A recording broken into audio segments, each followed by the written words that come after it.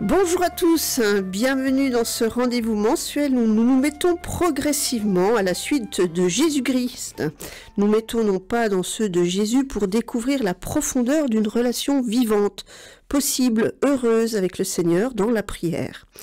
Si prier est bien une rencontre personnelle qui peut bien entendu être soutenue par une prière ou une célébration communautaire, il demeure qu'elle appelle en nous le désir de la rencontre personnelle et individuelle.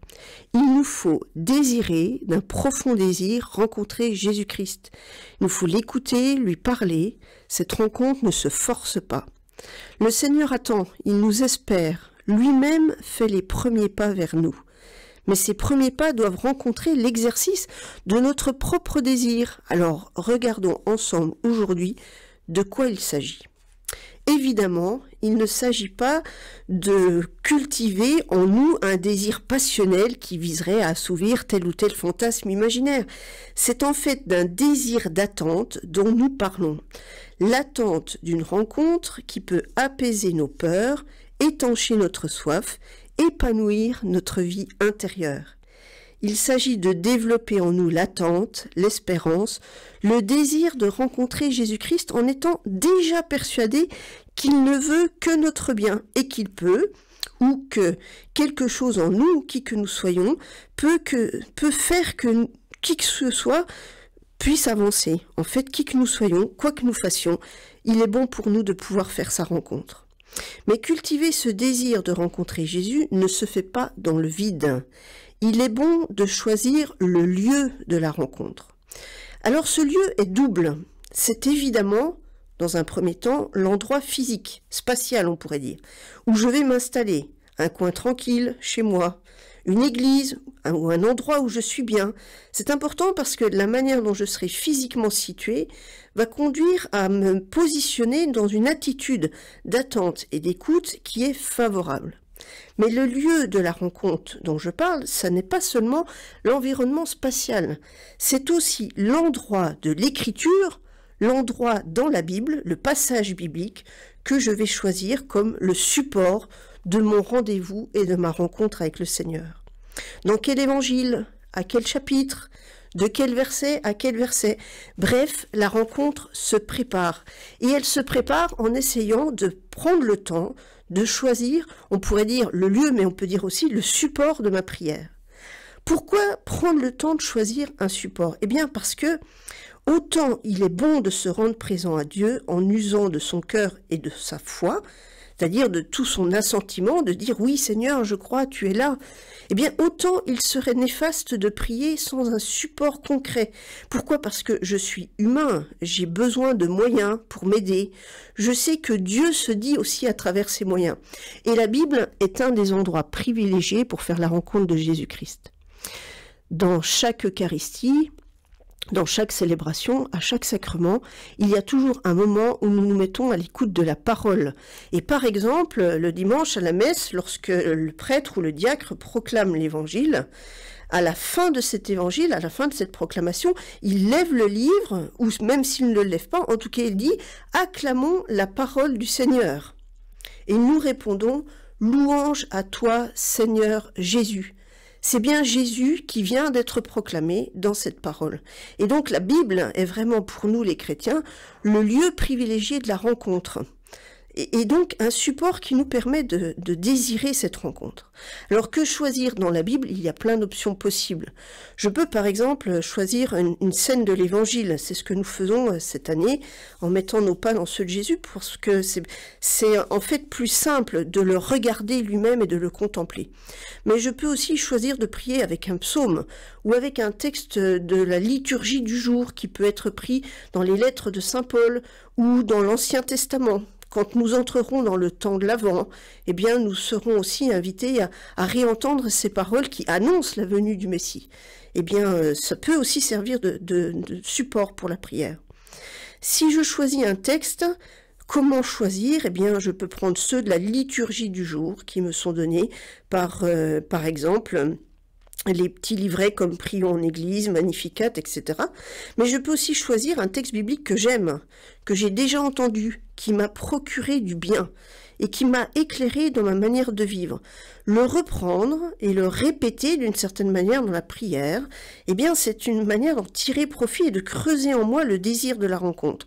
Je sais que le Seigneur m'a déjà parlé dans ce texte-là, à cet endroit-là, et je peux désirer le rencontrer à nouveau. Probablement qu'il me parlera autrement, parce qu'il est malin, lui aussi, dans le bon sens du terme. Il essaye de me dire quelque chose de nouveau à chaque fois. Il y a toujours quelque chose à découvrir. Ce qui m'a parlé continue à me parler, mais parfois autrement.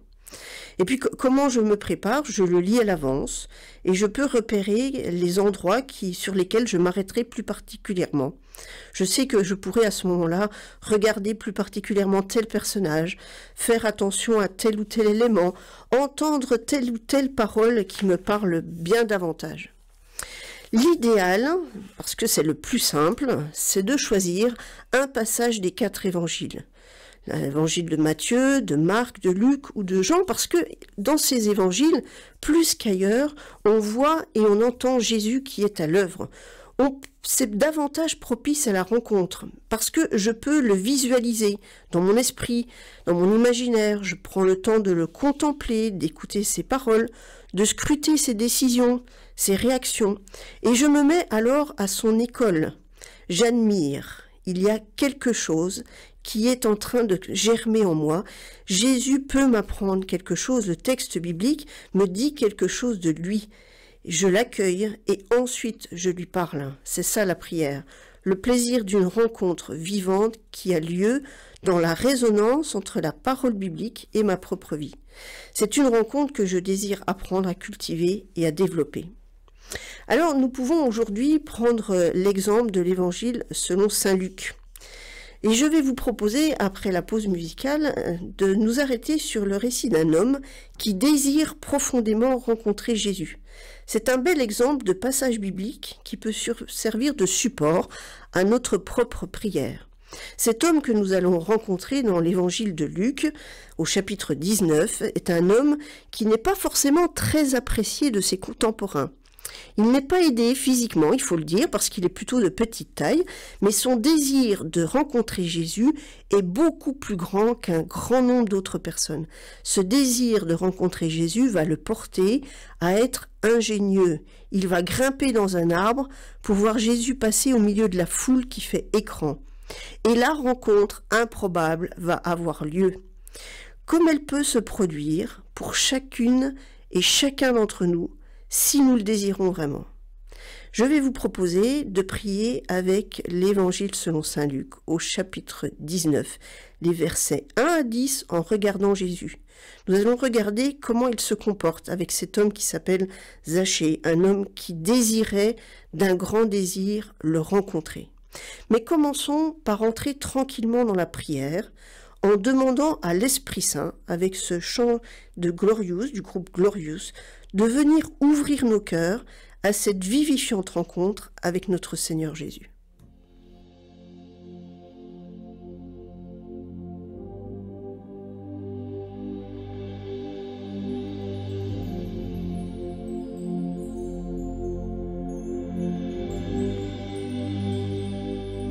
Saint-Esprit, viens. Saint-Esprit, viens. Saint-Esprit, viens. Saint-Esprit, viens. Saint-Esprit, viens. Saint-Esprit, viens. Saint-Esprit, viens. Saint-Esprit, viens. Descends sur nous. Saint-Esprit, demeure en nous. Saint-Esprit, descends sur nous. Saint-Esprit, demeure en nous. Saint-Esprit, viens. Saint-Esprit, viens. Saint-Esprit, viens. Saint-Esprit, viens. Hakko em koshimeri he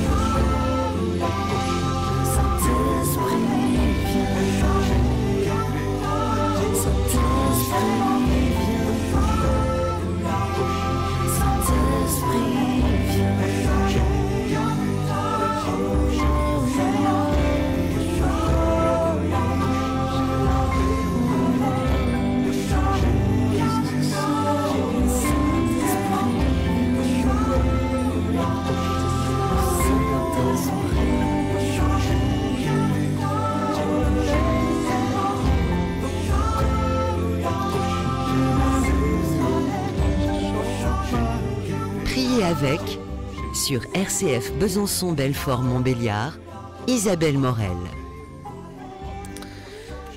Viens Saint-Esprit, viens en nous creuser le désir de la rencontre personnelle avec Jésus. Eh bien, c'est dans l'évangile de Jésus-Christ selon saint Luc que nous allons maintenant entrer au chapitre 19, les versets 1 à 10, pour y contempler Jésus et la manière dont il se comporte avec ce petit homme qui désire d'un profond désir le rencontrer, Zachée. Entrons tranquillement dans cette prière.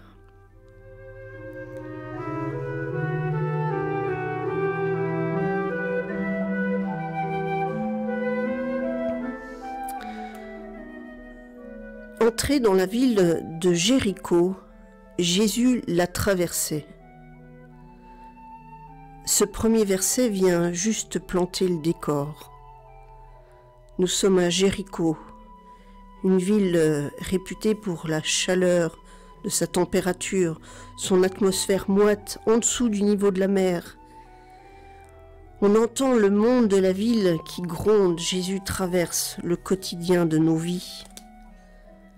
Avec Jéricho, c'est l'ensemble de ce quotidien qui est pris dans le quotidien de Jésus. J'imagine Jésus dans ses ruelles, dans cette ville, dans ses places. J'imagine la foule autour de lui. Oui Seigneur, donne-moi d'un grand désir de pouvoir te rencontrer, toi aussi, dans le quotidien de ma propre vie. Et permets que je puisse mettre mes pas dans les tiens, en prenant le temps de te regarder tel que tu es, en prenant le temps de regarder Zachée tel qu'il est. Je veux être témoin de votre rencontre et accueillir ce que cela provoque en moi, ce que cela produit, ce que cela m'inspire.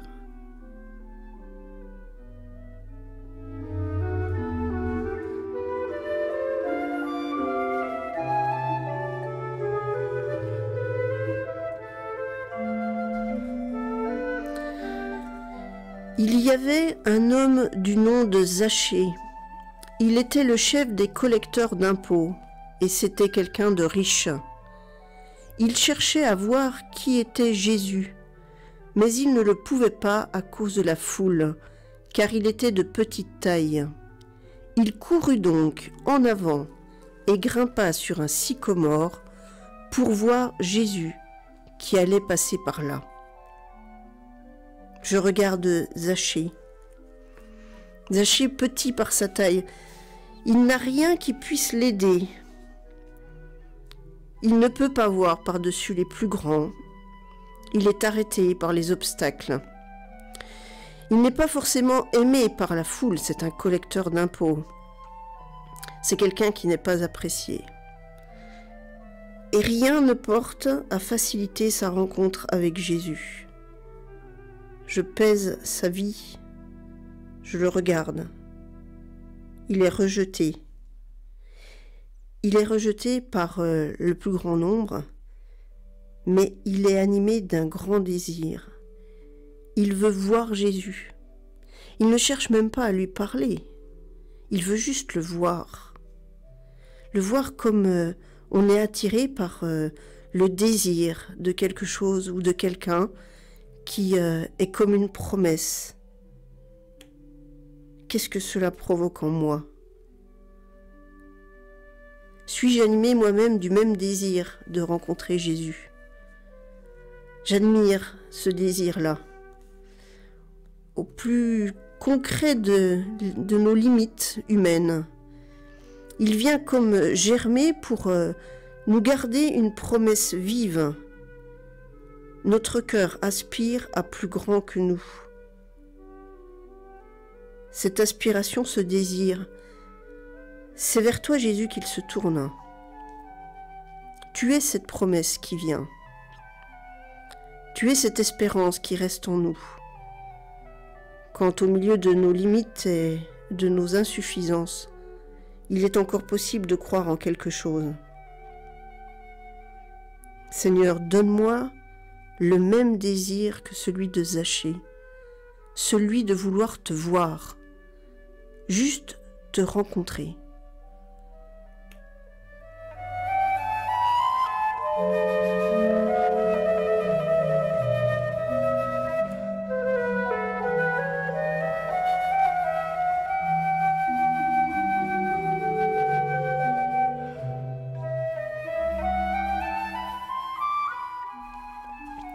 Arrivé à cet endroit, Jésus leva les yeux et lui dit « Zachée, descends vite.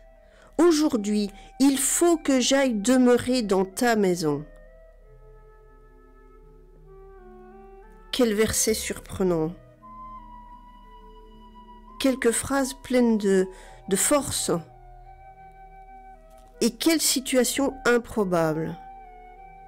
Il suffit que Jésus passe, et comme par hasard, il s'arrête là, il lève les yeux et il voit Zachée. Il passe, il s'arrête. Il l'appelle même par son nom. Zachée, descends vite. Il le connaît déjà. Et il lui parle. Je regarde ce qui t'anime, Seigneur Jésus.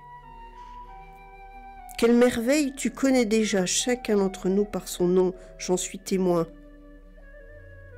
Et j'entends ta voix, vite, descends, aujourd'hui, il faut que j'aille demeurer dans ta maison.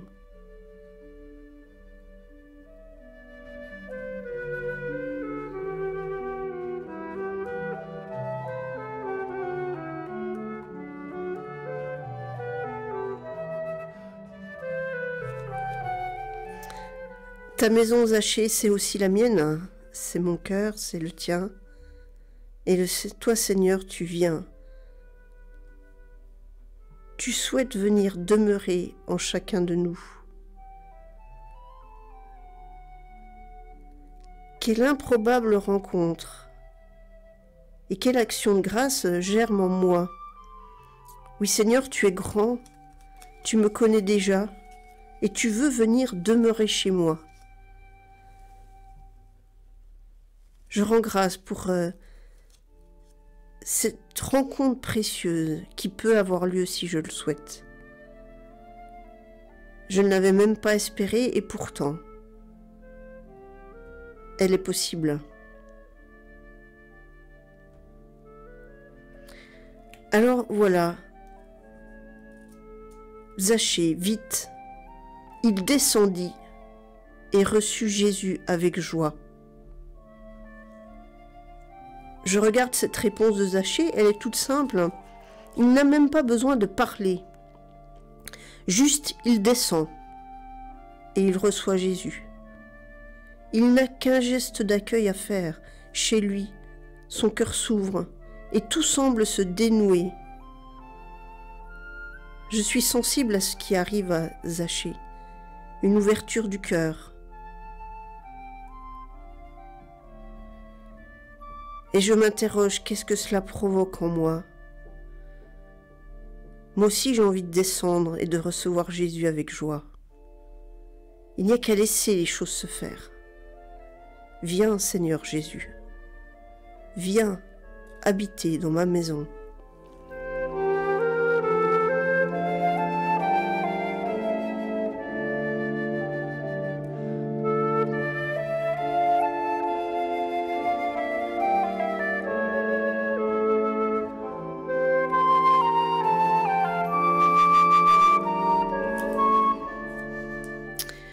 Voyant cela, tous récriminaient.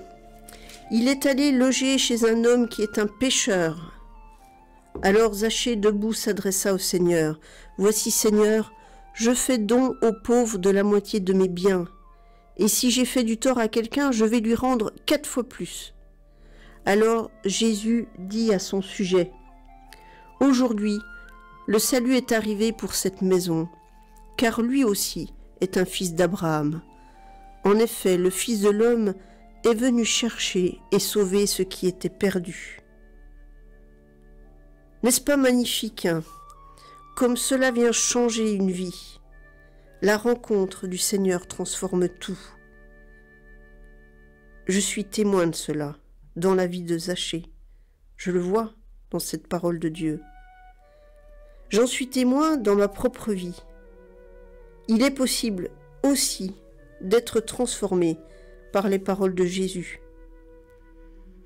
Seigneur, tu fais des choses magnifiques et très grandes. Je peux te parler comme à un ami et je peux laisser ma vie être transformée par ce que tu me dis. Donne-moi la force et le courage, la patience de t'accueillir en moi et de me laisser transformer par cette parole vivifiante. Donne-moi la force, le temps, le courage, le désir de te rencontrer pour que ta parole soit chaque jour, l'un après l'autre, un lieu où la rencontre est possible, une rencontre vivante et transformante. Amen.